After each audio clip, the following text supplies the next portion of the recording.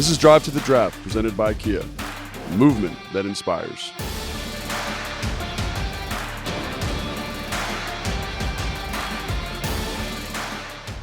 Logan Paulsen here in the majestic Lucas Oil Stadium, getting ready to watch the linebackers. Now, this year they've done something a little bit different. They've combined the linebackers and the edge rushers. So today they're going to kind of see some pass rush guys, some guys that play off the ball in the middle of the defense, different skill sets, but that's good for you Washington fans because you get to see guys that will fill needs for Washington.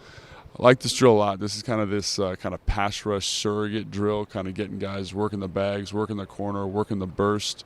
All these guys should be pretty proficient at it, right? They all play defensive line, but as you watch, you'll see that certain guys are a little bit better at it, right? Just when you're watching this drill, look at the bend, look how they attack the bag, look at the turn on that corner, right? You want to see guys who can sink their hips on that second bag. So after they throw that move on the first bag, how do they sink and then redirect out of there? Lucas Van Ness is up again, just ultra big, dynamic, little stiff. You see some of his stiffness there, more of a power player.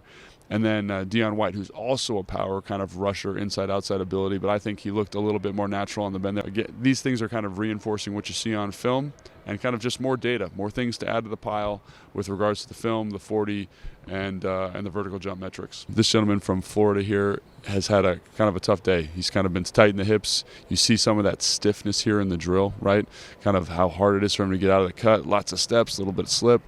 And I like his film. I like the length. I like the violence that he plays with. But I think he's kind of moving himself down with each drill, showing, I guess, like the difference between those elite prospects, those elite first-round guys, and maybe some of the other guys that, are kind of going to be rotational pieces at the next level. So another thing about this drill that I think is important to note is like it's just kind of to test overall athleticism, kind of how they move, the fluidity with which they change direction. So it's more kind of does it pass the eye test when they go, right? So even in this drill, there's a couple guys that didn't run their 40s that are going to do this drill, like Will McDonald, the fourth, who's probably the best natural pass rusher in the draft this year.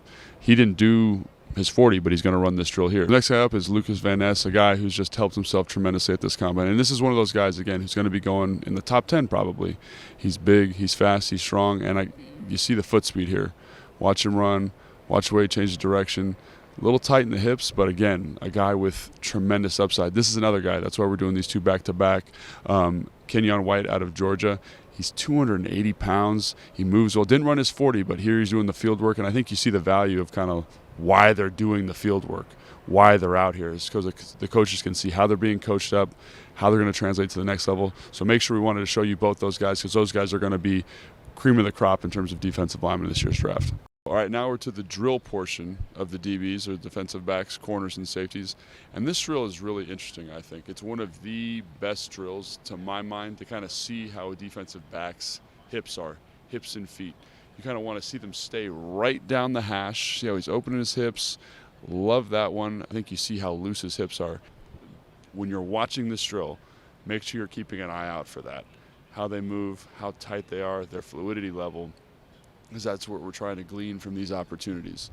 So Kylie Ringo, again, ran that tremendous 40, but tight in the hips. And I think you see some of that tightness there. In his back pedal, if you see how he's having a hard time gaining ground, I think that's pretty indicative of what's going on with his hips and how he moves. Okay, we're on a little streak here of catching the football. That's nice. Nice to see that. All right, and I think a couple of big guys didn't do that portion of the field work. Joey Porter Jr. didn't do it.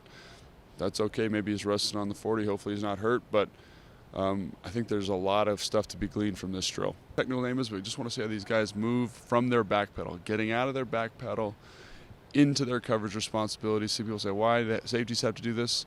They have to do this in zone. They have to do it in man. Ayer Brown, catch the ball. That'd be nice. Antonio Johnson, I love how fluid he looked there. You see the twitch, you see the athleticism, just a different cut of athlete, which is nice. And Jamie Robinson, I love that by him because that's what you expect from him, that kind of nickel footwork, those hyper-fast feet. Overall, pretty solid by that group. Can't wait for the next drill. All right, so we're on to the second drill of the DBs here, and this is the back pedal to transition. And so what they're looking for here, again, much like the other drill we just saw where they're kind of on that hash backpedaling, is how tight their hips are and then how they adjust to the football in the air. One of the things that you see with the defensive back specifically is they don't oftentimes track the football very well. So they're trying to get that going right now. Open the hips, transition, where's the spot, find the football. That is a solid rep. Nice catch. This is Brian Branch, and you see the fluidity. You see how easy he adjusts the football. Again, you wonder about the top end speed, especially after the 40. And I know we just ran the 40. There's this immediacy bias, but with him, that's going to be a big question for the rest of the combine. People are going to go back and watch his film, because when you're taking a guy at that high, think about what it did to Kyle Hamilton last year, how it pushed him down just because he didn't run fast. So keep that in mind as we get into the mock draft season. I think the other thing to point out here is when they're running to the post here, they're not looking for the ball. They're looking at the coach who's standing here on the 35-yard line, because you want to make sure they can transition from the receiver to the football in the air, because how many times have you heard, this guy can't track the football well in the air? This is a nice drill to kind of demo that ability in a receiver in a controlled setting. Oh, this is Kylie Ringo. See how tight his back pedal is. It's just a tight back pedal, and that shows up on tape. Like, he has a hard time versus fast receivers. Loses phase a lot, so I know he ran a fast 40, but one of the reasons he's not staying in his phase, you see it in a drill like this. He can't turn and open his hips at a very high level. So again, that's something you got to think about when you're drafting. Does he fit your scheme? Does he fit your philosophy? All right, Jordan battles up in our kind of hip flip, find the ball drill. And I just want to call attention to the fact that the eyes of the safeties are on this coach, and he's calling ball. Because if you think about it in a game, right, if you're thinking about game, watching film or whatever, the DB is going to track the receiver and then adjust to the ball late. So they have less time to look at the football than, like, say, the receiver who's looking at the football the whole time. So you really want to see how these guys adjust the football in the air. Antonio Johnson, you can tell, nice and smooth, kind of built like a corner. He's a little thinner than I thought he would be. On film, he looks huge. I think it's the height, the 6'3" height, but a guy, you see his ability to cover. You see the film supports his ability to tackle. A little out of control at times. Knocked himself out early in the season, gave himself a concussion. That's a little bit concerning, because the runners only get bigger and stronger and better, but got a lot to work with there that gets you excited. All these guys trying to make a name for themselves here at the Combine. This is just one element, just kind of saying, can they do this? Can they flip their hips? And it's really, I think one of the benefits of seeing it in the context of a drill like this is you get to see everyone one after another.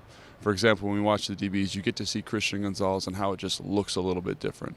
Here, you get to see how a Sidney Brown looks and how it's just a little bit quicker, a little bit crisper, a little bit faster. They cover more ground, and quite frankly, that's the difference between a top-tier guy, a mid-tier guy, and a low-tier guy. And here you just get to compare apples to apples, one after another, and that's pretty exciting, I think. So that caps the defensive backs, and a really outstanding job by Christian Gonzalez. I mean, he just did what everyone thought he was going to do. Ran fast, measured big, jumped high.